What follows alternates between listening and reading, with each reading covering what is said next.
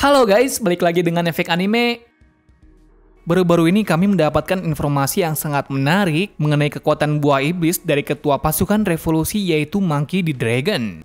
Ya, walaupun sekarang belum dikonfirmasi oleh Oda tentang kekuatan dari orang paling berbahaya di dunia. Namun setelah menonton informasi seputar naga yang baru-baru ini kami tonton, disitulah kami mendapatkan satu bukti bahwa ada makhluk kuno yang memiliki kekuatan seperti Monkey D. Dragon. Nah, penasaran bukan? Mari langsung saja ke inti pembahasannya. Tapi sebelum kita menuju topik utama, jangan lupa untuk klik subscribe dan nyalakan lonceng notifikasinya agar selalu mendapatkan update seputar informasi anime dari kami. Dan berikut misteri kekuatan buah iblis Monkey D. Dragon versi Efek Anime.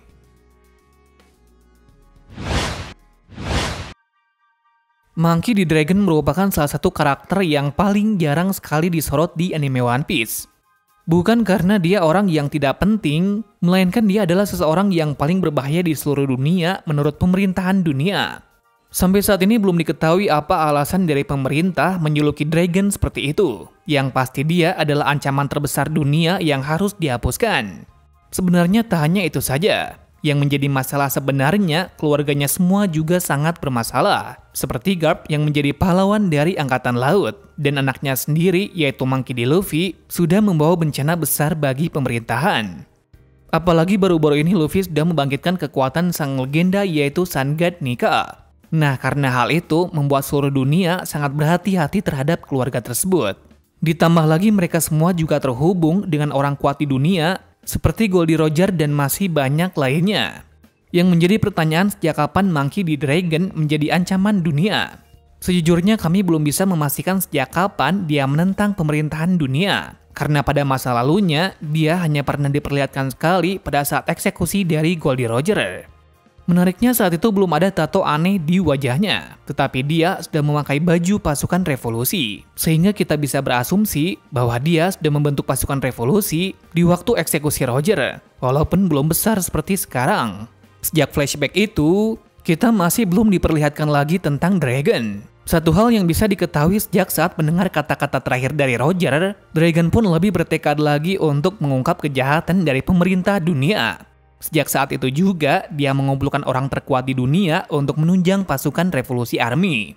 Barulah di situ dia menemukan sesuatu kekuatan yang sangat misterius. Entah kekuatan apa itu. Satu hal yang pasti, tandanya adalah tato misterius di wajah dari Dragon.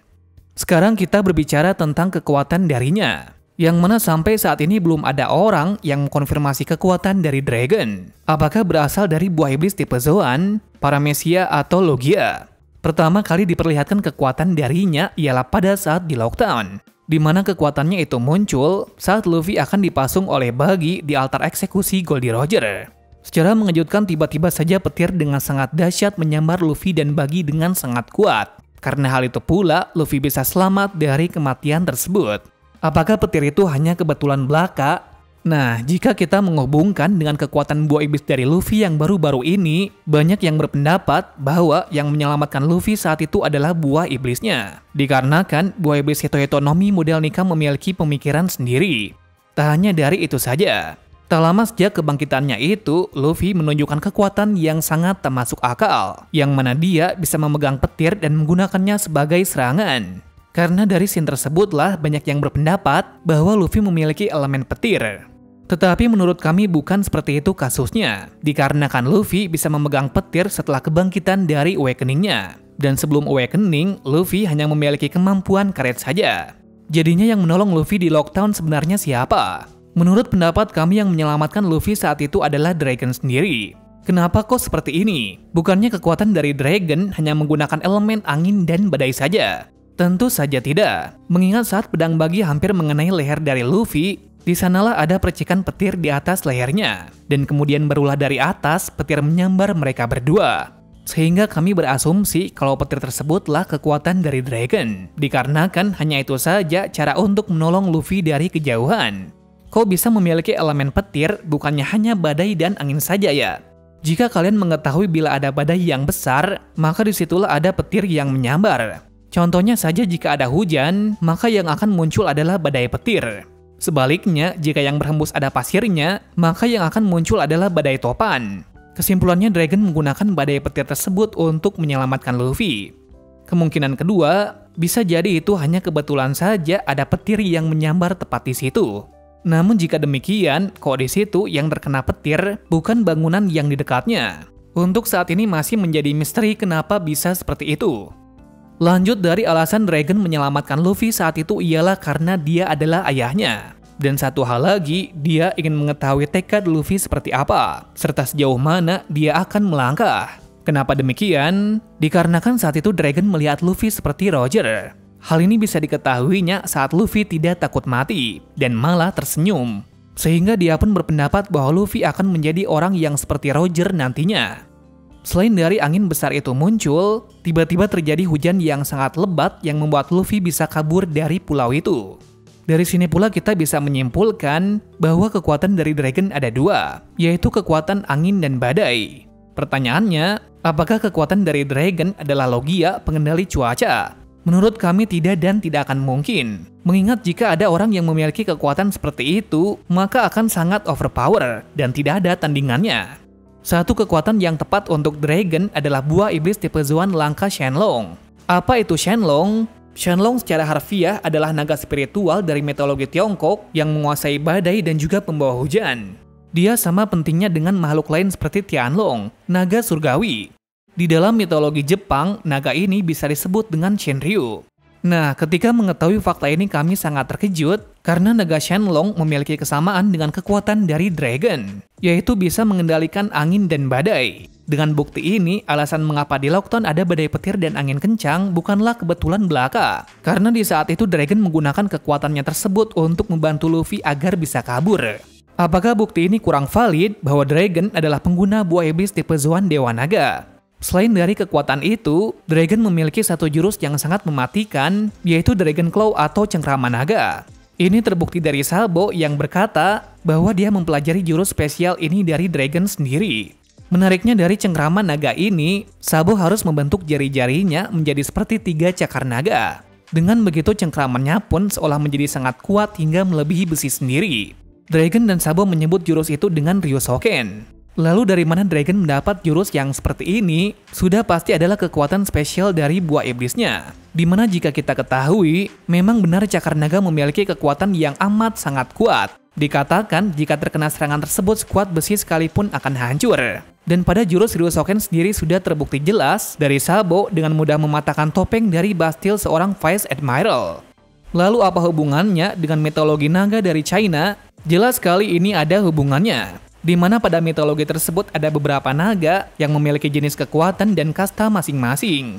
Dikutip dari wiki menjelaskan dalam sejarah, naga merupakan lambang Maharaja China.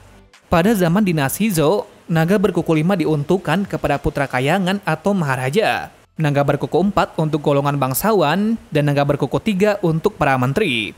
Pada zaman dinasti Qing pula, naga berkuku 5 mewakili Maharaja manakal, dan naga berkuku 3 dan 4 diuntukkan kepada rakyat jelata. Mengacu dari penjelasan tersebut kita bisa mengetahui bahwa ada naga yang memiliki kuku 3, yang mana arti kuku sendiri juga bisa berarti dengan cakar naga. Bila kita melihat kastanya, naga berkaki 3 bukanlah naga yang berasal dari bangsawan, melainkan diperuntukkan kepada rakyat jelata. Bila kita melihat kata-kata ini juga sama persis dengan tujuan dari Dragon membentuk pasukan revolusi, di mana dia ingin menjatuhkan tahta kekuasaan dari Tenryubito, sehingga nantinya tidak ada kesenjangan sosial di dunia. Mengingat jika Tenryubito dan pemerintah dunia masih ada, sampai kapanpun rakyat jelata akan menjadi korbannya. Contohnya sudah banyak sekali. Sebab dari itu, pasukan revolusi membantu semua pulau yang menjadi korban dari pemerintahan dunia dan menjadikan wilayahnya. Dengan demikian pula, mereka tidak akan tertindas lagi oleh orang yang jahat. Apakah hal ini hanya kebetulan saja? Bagaimana pendapat kalian tentang hal ini? Menurut kalian, apakah Oda mengambil referensi mitologi China? Yap, tentu saja kita tidak bisa mengetahui hal ini secara langsung jika Oda belum memberi sebuah petunjuk lagi. Selain dari itu, Shenlong juga ada dalam anime Dragon Ball, yang mana Oda sangat menyukai manga garapan Akira Toriyama. Bahkan dia membuat One Piece karena terinspirasi dari manga tersebut. Nah, dalam anime One Piece, simbol dari pasukan revolusi adalah sebuah lambang kepala naga dengan tulisan Ra. Tak hanya simbolnya saja, kepala kapal bajak lautnya juga seekor naga. Jadi secara harfiah kita bisa berasumsi bahwa dragon adalah pengguna buah iblis tipe Xuan langka Shenlong. Jika mengacu pada sejarahnya, Shenlong merupakan naga yang sangat spesial, di mana dia disebut sebagai naga dewa, yang artinya bisa saja nama buah iblisnya Hitohitonomi model Shenlong. Satu hal menarik lagi ialah apa maksud dari tato misterius dari dragon. Menurut kabar yang beredar, banyak yang berpendapat bahwa tato itu mengambil referensi dari suku Indian, suku yang diketahui berasal dari Amerika. Bila kita melihat sejarahnya, suku Indian seringkali bertarung demi bisa mendapatkan kemerdekaan. Dengan demikian pula, mereka bisa merebut tanah airnya. Hal ini pula lah yang menjadi valid kenapa Dragon membuat pasukan revolusi, yang mana prinsipnya juga sejalan dengan mitologi naga dari China. Bila kita mengaitkan lagi dengan buah iblis Xuan yang memiliki pikiran sendiri, maka buah iblis Xuan tipe Shenlong merupakan buah yang sangat pas sebagai kekuatan dari Monkey D. Dragon. Well, hanya itu saja informasi yang bisa kita sampaikan hari ini. Yang perlu digarisbawahi di sini, teori dari kami ini masih bersifat pendapat dan mencocokkannya saja. Bila ada kesalahan dalam informasi tersebut, kalian bisa sharing di kolom komentar. Terima kasih sudah menonton video ini dan sampai jumpa di video selanjutnya.